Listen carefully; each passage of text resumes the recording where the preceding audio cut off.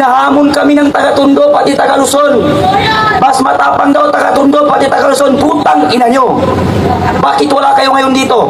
Ngayong binabawi kayo ng mga buwisit ng mga congressman.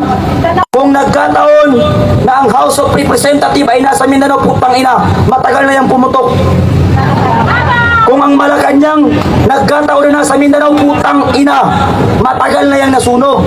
E di putang ina ng mga taga-Luzon na wala silang pakialam kahit binababoy na sila ng mga namumuno sa kanila.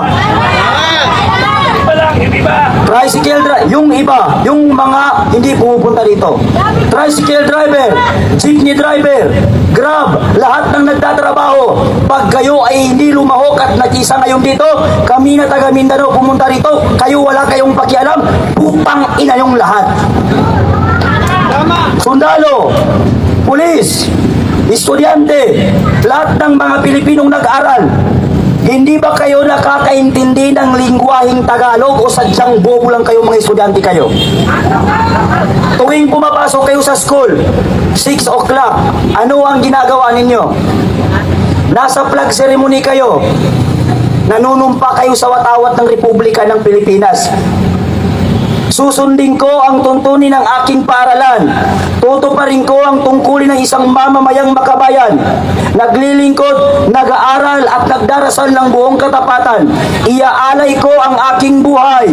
Pangarap, pagsisikap sa bansang Pilipinas na putang ina niyong lahat. Hindi niyo ba naintindihan yun mga tangina? Iaalay ko ang aking buhay.